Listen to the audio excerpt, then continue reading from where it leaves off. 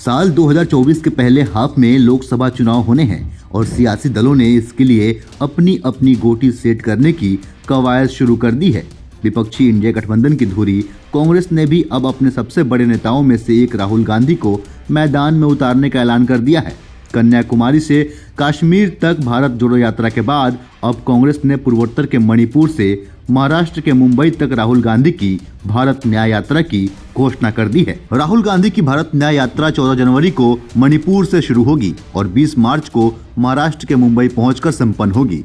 राहुल गांधी 67 दिन की इस यात्रा के दौरान 6200 किलोमीटर की दूरी तय करेंगे। कांग्रेस की रणनीति इस यात्रा के जरिए 14 राज्यों की 355 लोकसभा सीटों को कवर करने की है।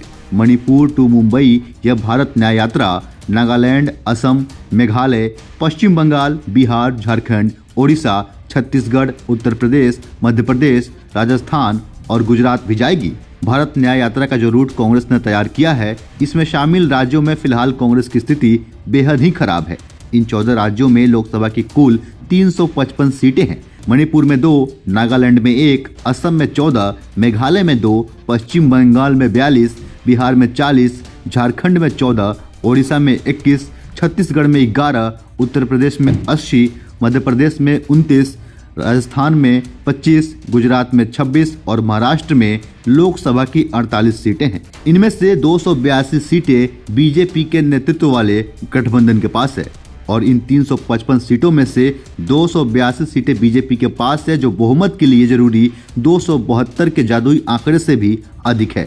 अब राहुल गांधी के लिए सबसे बड़ी चुनौती ये है कि मोदी फैक्टर से किस प्रकार पार पाएंगे, हिंदुत्व की काट कैसे तलाश पाएंगे और खोई हुई जमीन कैसे वापस ला पाएंगे। रेलवे स्टेशन में मुझे एक युवा मिलता है, कुली जो कपड़े पहनते हैं, लाल रंग के कपड़े पहनते हैं, लाल रंग के कपड़े पहनते हुए मुझे मिलता है। मैंने बातचीत शुरू की। मैंने कहा, कुली बनने से पहले तुम्हारा सपना क्या था? कहता है, राहुल जी, मैं इंजीनियर बनना चाहता था। मैंने पूछा क्या हुआ? कहता है, राहुल जी, मैंने सिविल इंजीनियरिंग की डिग्री ली, हजारों रुपए मैंने प्राइवेट कॉलेज को दिए,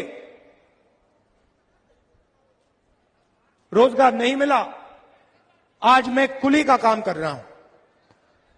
यह इस प्रदेश की और इस देश की सच्चाई है। युवाओं में कोई कमी नहीं है, ऊर्जा है। भैया ये बाद में करना। ऊर्जा है, देश को मजबूत बनाना चाहते हैं, देश को खड़ा करना चाहते हैं, मगर यह देश करोड़ों युवाओं को रोजगार नहीं दे पा रहा है। तो सवाल उठता है, यह हो क्यों रहा है? युवाओं में कोई कमी नहीं है। अगर कमी होती तो हम कहते, देखो भैया, युवा काम नहीं करना चाहते, युवाओं में कमी है इसलिए रोजगार नहीं है। मगर युवाओं में कोई कमी नहीं है। दुनिया के सबसे कर्मठ होशियार युवा हमारे देश में है। 14 राज्य, 355 सीटों की भारत न्याय यात्रा में राहुल के लिए सबसे बड़ी चुनौती यही है। अब देखना यह होगा कि मोदी फैक्टर से राहुल गांधी कैसे पार पाते हैं। फिलहाल के लिए इतना ही। बाकी इस पे आपकी क्या राय है, अपने हिस्से का राय हमें कमेंट के जरिए अवश्य बताएं। वीडियो अच्छा लगा हो तो शेयर करना बिल्कुल ना भूलें। अगर आप हमें फेसबुक पे देख रहे हैं, पेज को लाइक करें, फॉलो करें। अगर आप हमें यूट्यूब पर देख रहे हैं, चैनल को सब्सक्राइब करें। बहुत बहुत धन्यवाद।